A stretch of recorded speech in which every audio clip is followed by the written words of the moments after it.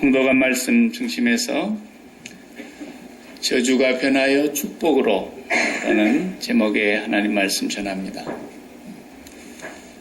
드디어 야곱은 147세를 일기로 그 조상이 돌아간 하나님의 품으로 가게 됩니다.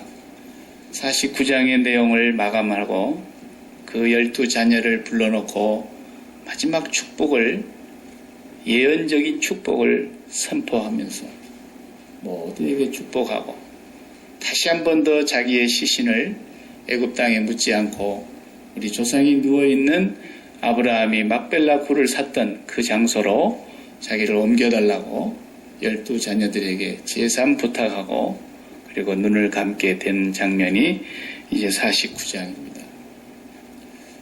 일부러 맞춘 건 아니지만 우리 교회 절기로는 이제 대강절이 시작이 되면은 새해가 됨과 마찬가지인데 창세기가 그렇게 해서 끝나게 되겠습니다. 오늘 본문에 전부 다 읽지를 못했습니다. 33절까지 이 자녀들을 향한 축복이 자세하게 나오게 되는데 오늘은 4자녀만 읽었습니다. 루벤과 시므온과 레위, 유다 4자녀에게 예언적인 축복을 하는 장면입니다. 근데 아무리 읽어봐도 이게 아버지가 연세가 많으셔가지고 정신줄을 놓아가지고 이게 축복이 아니고 이상한 저주 같은 그런 내용으로 축복 기도가 되어 있습니다. 28절에 보면은 분명히 축복했다 그렇게 되어 있습니다. 어떻게 축복을 했는가 봤더니 28절에 그 아들들에게 알맞게 축복했다 이렇게 성경이 기록이 되어 있습니다. 각인의 분량대로 축복했다 그렇게 우리 성경이 번역이 되어 있는데 꼭 그 자녀에게 알맞게 그 자녀에게 맞는 축복을 했다 이런 뜻입니다. 아마 제가 여러분에게 집에 가서 여러분 자녀들을 위해서 축복 기도를 하겠다고 하면서 제가 여러분 자녀들을 알면 얼마나 알겠습니까? 내가 내 자식도 다 모르는데 그 목사가 가끔 보면은 어떤 이민 목회에서는 좀 그렇게 많지는 않는데 한국에는 왜 그렇게 예배가 종류가 많은지 애가 태어나면 100일 예배 그래갖고 또 가서 예배를 드립니다. 다 옛날에 귀신 섬기는 문화에서 나온 거거든요. 그래서 저는 100일 예배를 절대로 안 했습니다. 99일 예배를 하자 기왕이면. 왜 100일을 꼭 그걸 지키려고 그러느냐. 귀신 섬긴 사람들이 그런 문화를 만들어가지고 애가 100일이 돼야 이제 뭐 혼이 그에게로 이제 들어와가지고 제대로 사람이 됐다나 어쨌다나 이래가지고 100일 동안 아무 일 없으면 또 예배 귀신한테 가서 하고 그랬어요. 이제 우리 선교사님들이 아무래도 한국 문화에 와가지고 그런 거 적응이 잘 안 됐겠지만 하도 해달라 그러니까 그냥 100일 날 가서 기도 한번 하고 이러다 보니까 그게 이제 전통이 또 됐어요. 그래서 저는 100일 기도회 같은 거 잘 안 합니다. 매일 기도하는 사람들이 무슨 꼭 100일 날 갖다 기도를 합니까 그걸. 그래서 우리는 그런 틀에 매이면 안 돼요. 근데 이제 이 이민 목회를 하다 보니까 그런 일이 없어서 좋더라고요. 뭐 추도 예배도 그냥 5대째 추도 예배까지 해달라는 데도 있어요. 그런 것은 사실 의미가 없습니다. 근데 이제 어쨌거나 그래도 살아계신 분을 위해서는 가야 되잖아요. 칠순잔치가 요즘은 대수예요. 옛날에는 회갑잔치가 컸지만 목사가 가서 칠순잔치 때에 가급적인 자녀들 다 모이죠. 그리고 결혼한 자녀들은 손자, 손녀까지 다 데리고 온단 말이에요. 그러면은 칠순잔치 당사자의 자손들을 위해서 목사가 기도해야 되지 않습니까? 그 자녀들을 위해서 축복 기도를 마음껏 해줘야 되겠는데 그날은 아멘 소리가 큽니다. 왜냐하면 자녀를 위해서 축복을 하니까 아멘, 아멘 그럽니다. 사실 제가 기도해놓고도 속엔 찜찜해요. 그 자녀의 분량을 제가 어떻게 알겠어요, 사실. 진짜 내 자식도 내가 모르는 판에. 그 야곱을 가만히 봐요. 그 그 자식들에게 딱딱 알맞는 축복을 해줬다는 거예요. 아버지로서 축복한 게 아니에요. 아버지라면 이렇게 축복할 수가 없는 겁니다. 아무리 못된 자식이라도 누가 내 자식 굳다 그래봐요. 내가 내 입으로는 우리 자식 속 썩인다고 그냥 한바탕 할 수도 있지만 남이 내 자식을 나쁘다 얘기할 때는 기분이 안 좋단 말이죠. 그죠? 내 자식이 감옥에 끌려가 봐요. 그럼 어머니는 아이고 내가 잘못 키워서 그렇다 그러지 내 자식 나쁘다고 누구한테 가서 얘기 안 합니다. 그래도 그 자식 면회 가서 사식도 주고 오고 그런단 말이에요. 근데 이 야곱을 보십시오. 큰아들 축복하는 거 한 번만 다시 읽어볼까요? 3절에 보면은 루벤아 너는 내 장자요 나의 능력이요 나의 기력의 시작이라. 왜 첫아들이니까 장남이니까. 그렇게 말하면서 위강이 초등하고 권능이 탁월하도다마는 하여튼 잘났다는 뜻이에요. 네. 네가 정말 장남으로서 내 12아들 가운데 첫 번째 아들로서 내 힘의 상징이라는 뜻입니다. 그런데 물이 끓음같이 물이 끓는 거 보셨잖아요. 펄펄펄 끓는 것처럼 물의 끓음 같았은즉 너는 탁월치 못하리니 그의 힘이 얼마나 좋았는지 맨날 해구신을 잡아다 먹었는지 힘이 넘쳤다라는 거예요. 그래가지고 무슨 짓을 했느냐? 그 어미와 함께 잠자리를 했다는 거죠.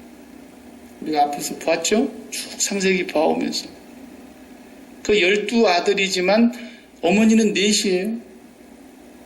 그러니까 그 레아의 그 뭡니까? 몸종.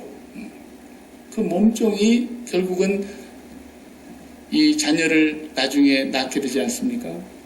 그 자녀가 둘이 나왔는데 단하고 납달리예요. 12아들 가운데. 그러니까 단과 납달리를 낳았던 그 어머니와 이 루벤이 침상에서 아비의 침상에 올라서 더러운 일을 했다 이거예요. 그러니까 야곱이 이제 마지막 예언을 하면서 이 아들에게 뭐라 그럽니까? 너는 탁월치 못하리니 너는 장자가 못 된다라는 것입니다. 그리고 네가 아비의 침상에 올라 더럽혔음이로다. 그가 내 침상에 올랐었도다. 폐륜하죠, 폐륜하. 이것을 지금 축복으로 지금 하고 있는 거예요. 야곱이 그대로 그 아이들에게 그 얘기를 하면서 장자의 권위가 박탈되는 걸 말합니다. 너는 장자가 못 된다. 성경에 보면은 루벤이 장자가 못 된다고 기록이 돼 있어요. 그 다음에 차남하고 삼남, 같은 어머니 밑에서 난 차남하고 삼남을 보세요. 시므온과 레이는 형제요 그들의 칼은 잔해하는 기계로다. 내 호나 그들의 모의에 상관하지 말지어다. 내 영광아 그들의 집회에 참여하지 말지어다. 그들이 그 분노대로 사람을 죽이고 그 혈기대로 소의 발목 힘줄을 끊었음이로다. 그 노염이 혹독하니 저주를 받을 것이요 분기가 맹렬하니 저주를 받을 것이라. 야, 이게 뭐 아버지가 아버지로서 자식들한테 이렇게 해놓고 축복했다고 여러분 생각이 드십니까? 박 목사가 가가지고 여러분 자녀들을 위해서 기도한답시고 축복한답시고 이렇게 축복하면은 박 목사 집에 오지 말라고 그럴 거야. 이게 무슨 얘기냐 이게 성경이. 우리가 여기서 분명하게 깨달아야 될 것은 뭐냐면 야곱이 이제 마지막 임종을 앞에 두고 하나님 앞에서 예언적인 축복을 선포하고 있는 이 장면이 오늘 우리 부모들에게 자녀들 앞에 선 부모들에게 무엇을 가르쳐주고 있는 거냐는 것이 첫 번째 교훈이에요. 그것은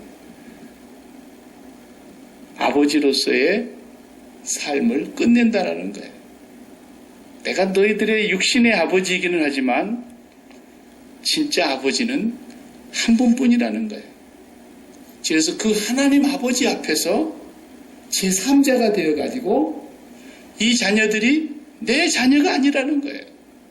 하나님의 자녀라고 하는 입장을 놓고 나도 아버지가 아니고 하나님 앞에서 아버지의 역할을 배우로 대행하는 사람으로서 지금 제3자로 축복하고 있는 거예요.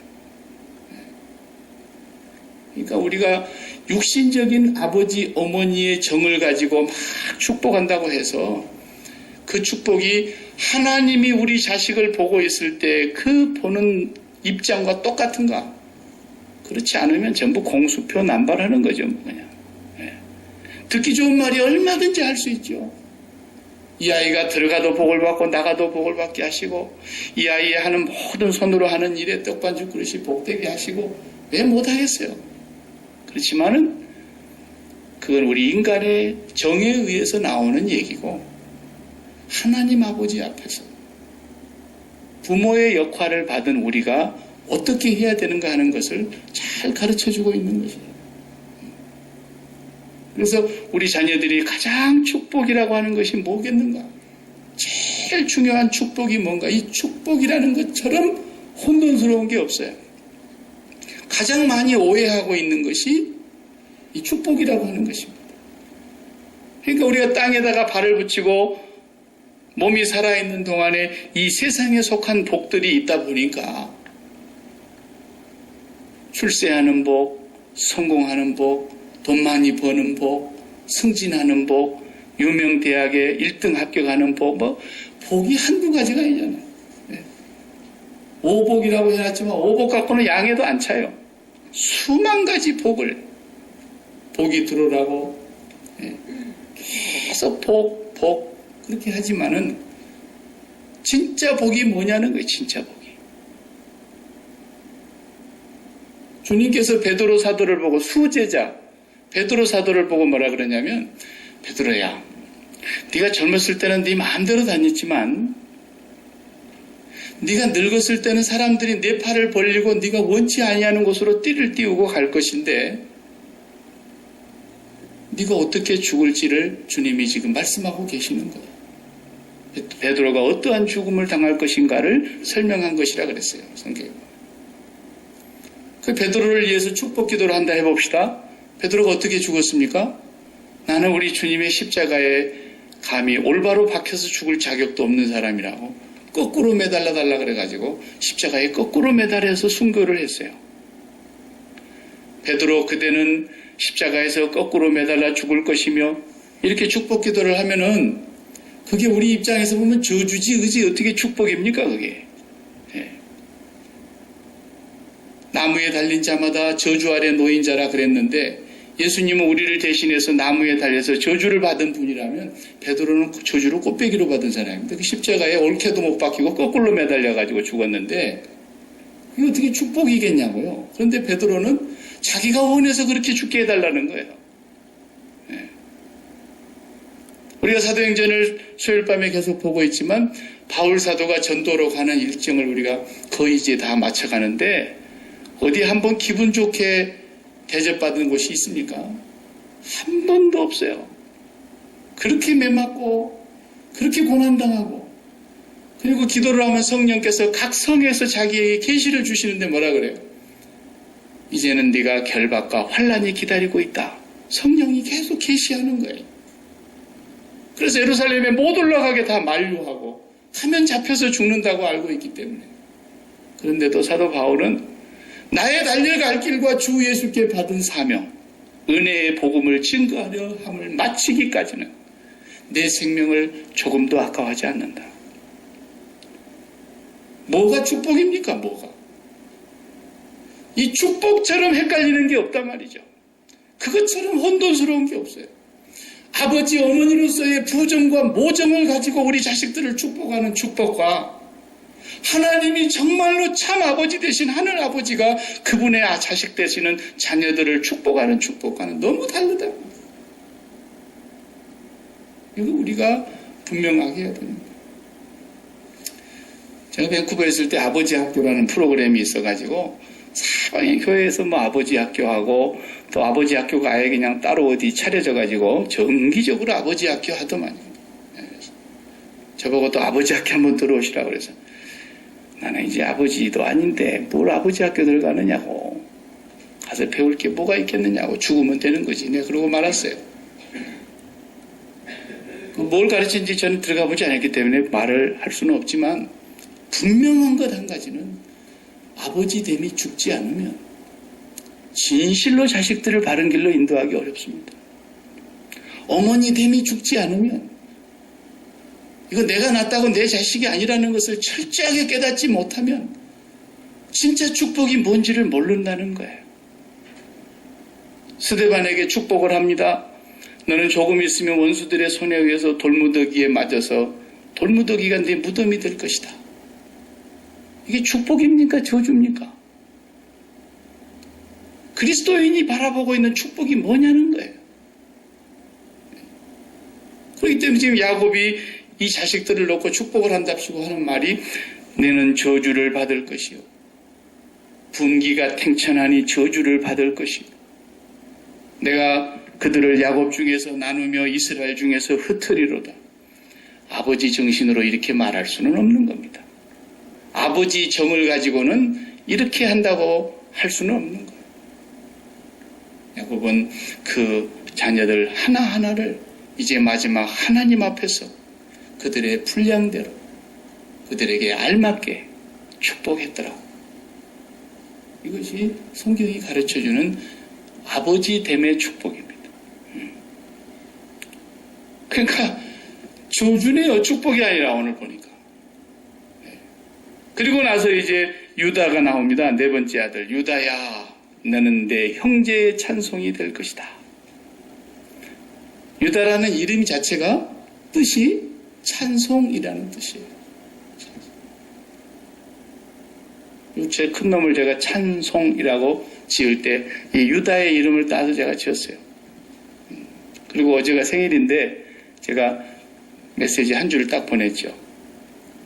너는 내가 너로 인하여 영원히 하나님께 찬송할 것이다. 생일 축하한다. 이랬습니다. 네.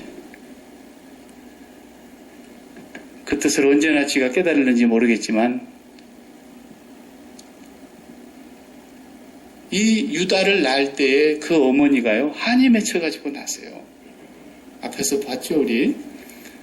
이제 창세기를 마무리를 하면서 보면은 정말 그 남편의 마음이 동생에게로만 가는 거예요. 라헬만 이뻐하는 거예요. 근데 라헬은 애를 못 갖는데 아유 언니는 순풍순풍 잘 낳기도 하죠. 그래서 첫 번째 난 르벤이라는 말이 봐라 아들 낳았다 그런 뜻 아닙니까? 남편 뺏어오려고 그렇게 애를 쓰는데도 남편의 마음이 돌아서질 않다가 아들을 낳으니까 남편이 돌아올 줄 알았죠. 봐라 아들이다 라는 뜻이에요. 얼마나 동생의 마음에 염장 지르는 소리입니까? 둘째 아들 시므온을 놓고는 또 뭐라 그랬어요? 하나님이 내 한을 내 억울함을 들어주셨다. 전부 다 자식나면서 한풀이를 한 거예요.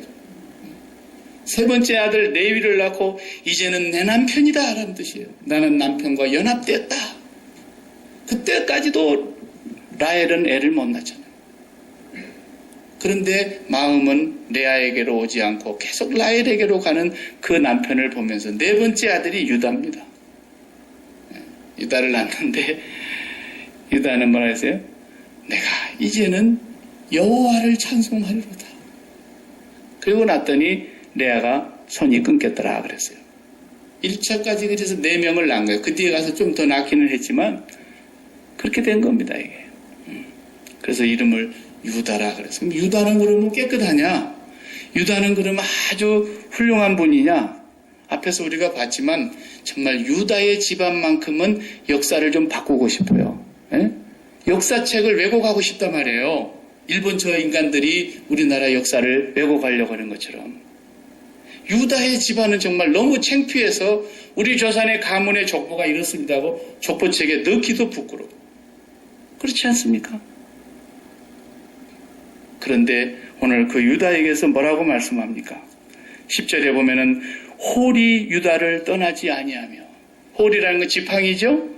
치리자의 지팡이를 말하는 거예요. 치리자의 지팡이가 그 발 사이에서 떠나지 아니하시기를 실로가 오기까지 미치리니. 갑자기 실로라는 말이 성경에 처음 등장을 합니다. 실로가 오시기까지. 실로가 누구냐 도대체? 실로라는 사람은 의인화돼가지고 지금 표현이 되고 있는 거예요. 이 사람이 아닌데, 실로라는 말 자체는. 이 실로가 뭐냐면 하나님이 거하시는 집이라는 뜻이에요. 장막 혹은 성전, 그거예요. 하나님이 당신이 거하고 싶어서 이 땅에 처음으로 세운 장막, 다윗의 장막을 얘기하고 있죠. 그 장막, 법궤를 모셔놓았던 하나님이 임재하시는 그 장소, 이게 실로예요. 실로. 근데 이 실로가 마치 사람인 것처럼 실로가 오시기까지 할 것이다. 그러면서 예수 그리스도의 오심을 지금 예언하고 있는 거예요. 야곱이 마지막 죽음의 장소에서 이 넷째 아들에게 축복을 합니다. 유다야, 너의 후손에게서 실로가 오실 것이다. 가장 부끄럽고 가장 어떻게 보면은 폐역무도하고 폐륜화적인 그런 삶을 살았습니다. 유다를 한번 보실랍니까? 앞에서 봤지만 우리가 간단히 살펴보면 아버지 앞에서 거짓말했습니다. 다 죽이자 그러는데 그 동생을 어떻게 죽일 수가 있냐? 저 장사꾼들한테 그냥 팔자. 그래서 유다가 설득을 해가지고 다행히 안 죽고 장사꾼에게 팔았습니다. 요셉을. 그리고는 아버지를 가서 속였지 않습니까? 양심이 편했겠습니까? 밤마다 잠 못 이루고 통곡하고 울고 계시는 아버지 신음소리를 들을 때마다 자식들이 보통 강심장이 아니에요. 그 13년이라는 세월을 숨기고 있었던 거고. 유다가 마음이 괴로워서 아버지 집을 떠나지 않습니까? 그리고 결혼을 했어요. 어느 여인을 만나서 결혼해서 아들을 셋 낳았어요. 그래서 행복하게 사려니 하고 큰아들 장가 보냈죠. 그런데 큰아들이 손이 없이 죽었습니다. 그래서 그 큰아들 대를 이어야 되니까 둘째 아들을 형수에게로 들여보냈는데 그 자식은 또 형수한테 자식 놔줘봐야 내 재산 안 된다 그래가지고 그것도 자연적인 피임을 해가지고 애가 들어서지 않게 하니까 하나님이 둘째 아들 또 죽였다 그랬어요. 그러니까 이 마가 낀 여자가 들어와서 아들 셋 다 잡아먹게 생겼으니까 이 며느리를 친정으로 보내지 않습니까? 애가 아직 막내는 아직 안 컸으니까 크면 내가 연락할 테니까 집에 가 있어라. 그랬는데 다 컸는데도 연락이 없으니까 다말은 그날 여자됨을 끝내버렸어요.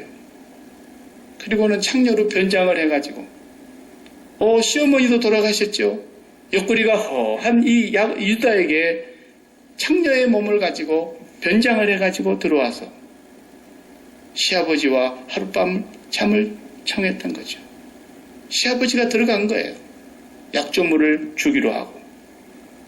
나중에 그게 다 들통이 나고 저것을 불에 태워 죽여라 하고 화영장에서 사람들 앞에서 큰 소리를 치는 그 유다에게 나에게 약조물을 주겠다고 요 물건을 맡긴 사람, 요 사람이 남자가 내 애가 바로 그 사람 남자의 애입니다. 그랬다고. 보니까 누구 거예요? 자기 거였어요. 그때 며느리를 보고 하는 말이 네가 나보다 의롭구나 그랬다고. 네가 나보다 의롭구나.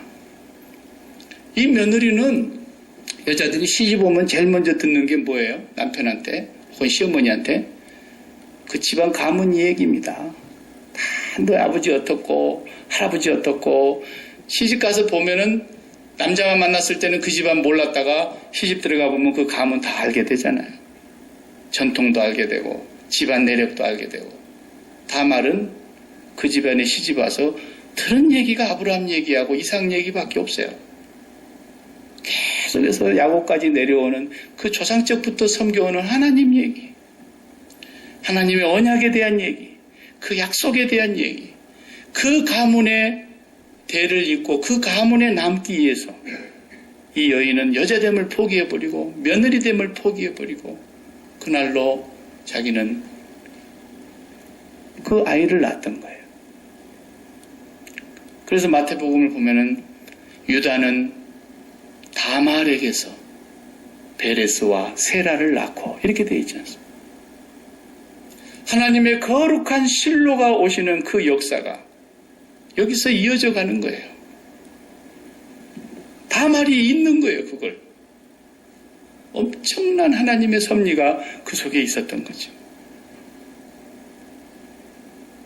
이건 뭘 얘기하려고 하는 거냐면 오늘 우리 인간의 역사가 죄인의 역사고 죄악을 품고 사는 역사고 우리가 살면서 보면 하나님 앞에 나온 사람들은 나 자신을 들여다보면서 깜짝깜짝 놀라는 죄성이 내 속에 있다는 걸 알아요.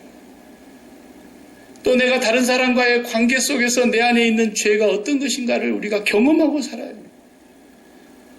또 그렇지 않으면 제3의 어떤 불특정 다수에 의해서 인간의 모습들을 보면은 정말 놀라운 죄성들이 얼마나 많이 일어나고 있습니다.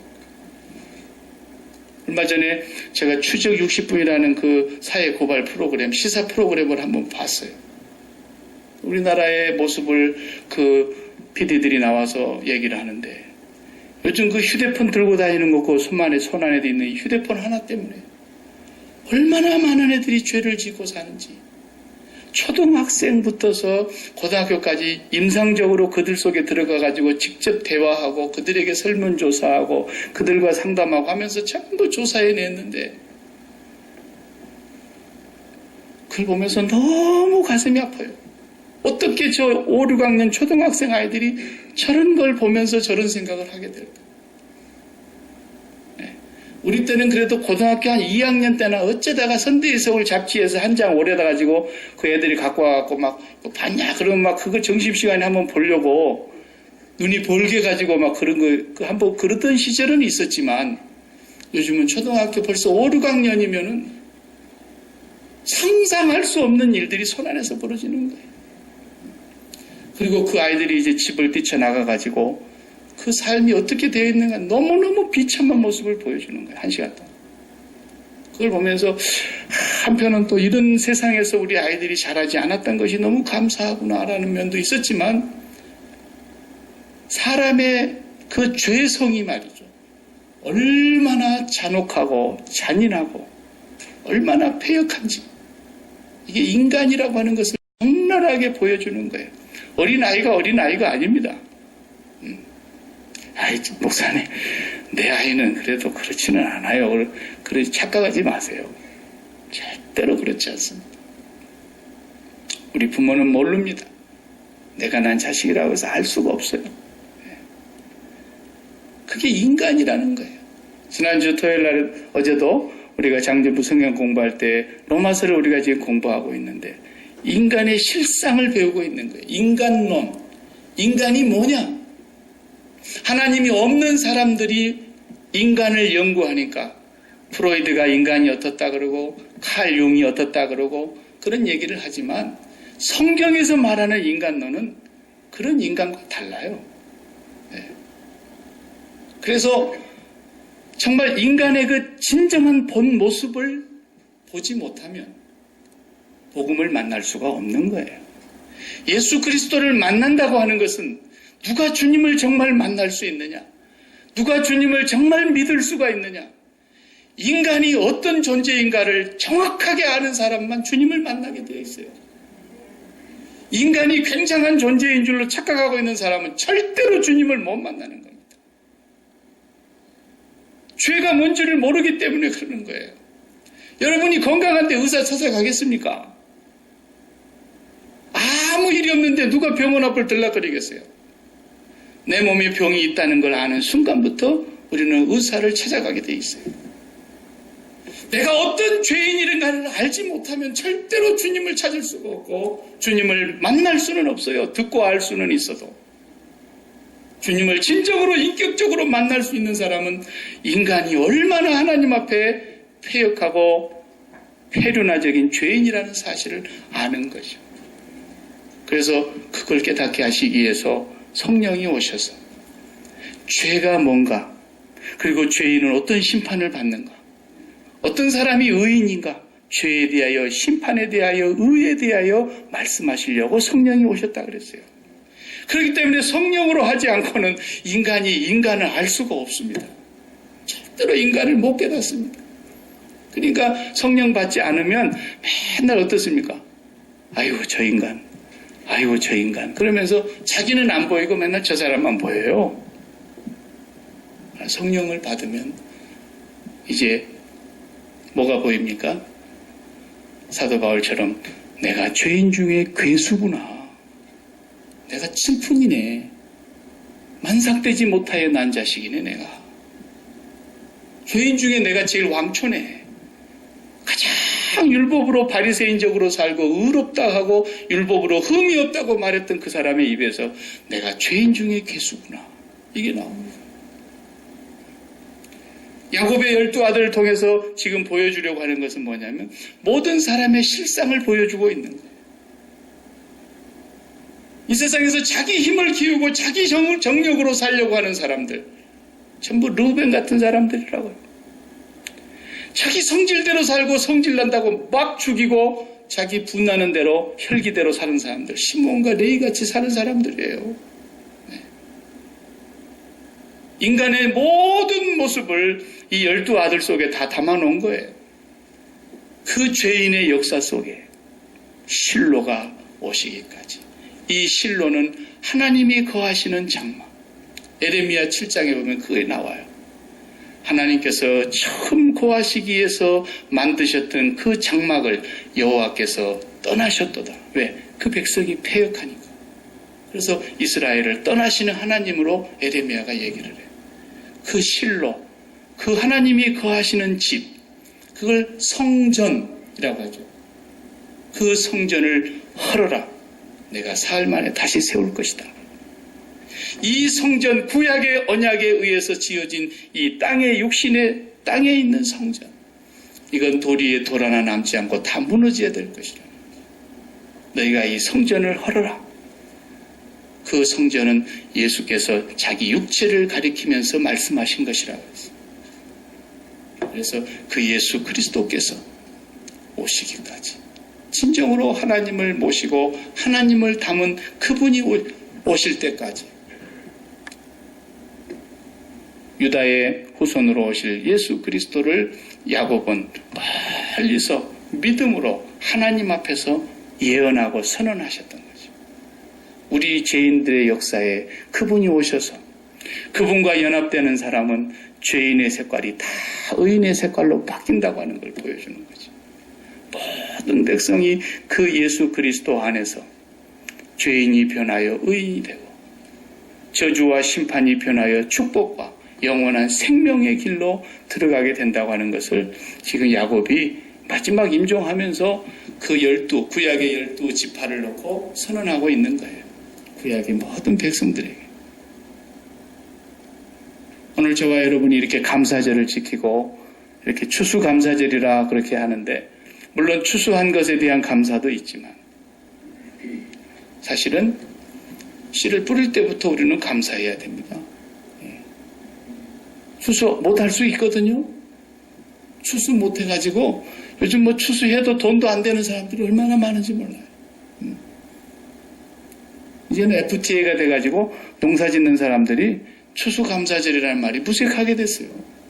쌀값이 뭐 너무 싸져가지고 경쟁력이 없어지니까. 이번에도 뭐지, 고궁두수 잠깐 보니까 쌀을 정부에서 매입을 안 하는데 제발 사달라고 농사를 뼈 빠지게 지어가지고 다 창고에 갖다가 싸놓기만 하는데 아무도 안 사. 이게 농부의 현실입니다, 지금. 무슨 추수감사가 있겠어요, 거기에? 뭘 말해주는 것입니까? 인간 역사 속에, 우리 마음 속에 우리에게 행복을 가져다 주고 우리에게 참 즐거움과 기쁨을 가져다 주는 것은 없다라는 것을 다시 한번 보여주고 있는 거예요. 어제는 나에게 기쁨이 될 수 있는 것이 내일은 나에게 가장 슬픔이 될 수도 있고, 보라 아들이라 그러고 나가서 얼마나 기뻐했는데 장난 났다고 그 자식이 내 침상을 기어오를 줄 누가 알았어요. 이 세상에 아버지로서 축복하는 것이 아니라 우리가 자녀들을 축복할 때도 하나님 앞에서 네가 좋은 직장에 들어가는 것이 축복이고 빨리빨리 승진하는 게 축복이고 인류대학에 들어가는 게 축복이고 이 축복만큼 저주가 없습니다.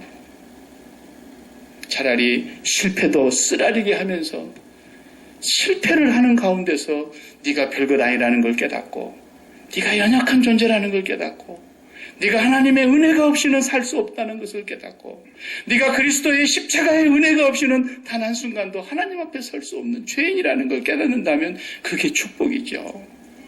한 번도 실패를 모르고 승승장구하던 자식들이 자기밖에 없는 줄 알고 기고만장하고 하늘 높은지 모른다면 어떻게 그게 축복이겠습니까?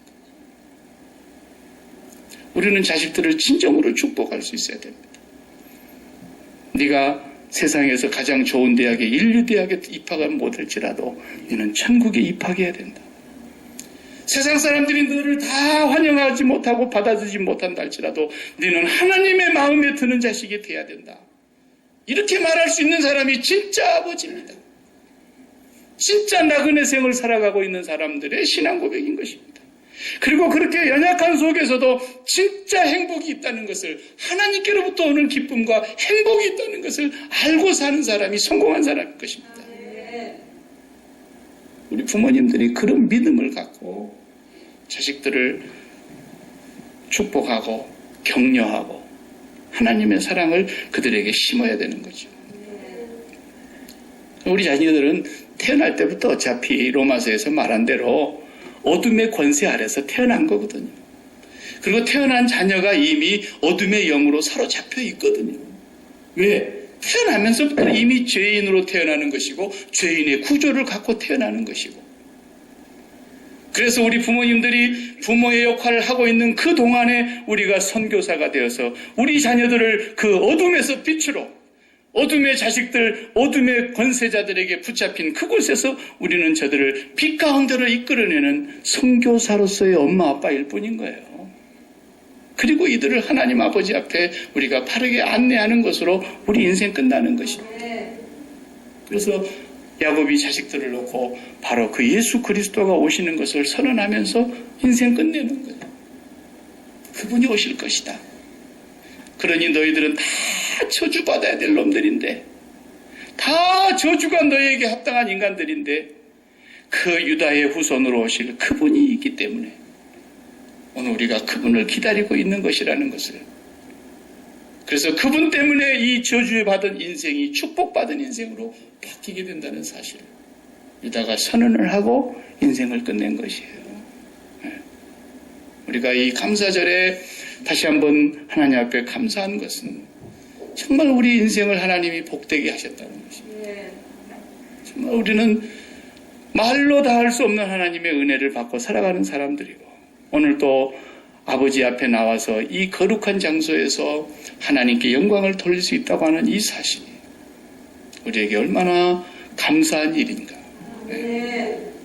이런 감사절을 여러분과 여러분 자녀들이 함께 모인 곳에서 축복하시고 너희들 일생에 하나님을 마음에 담고 하나님의 마음에 드는 그런 자녀들이 되기를 축복하시기 바랍니다.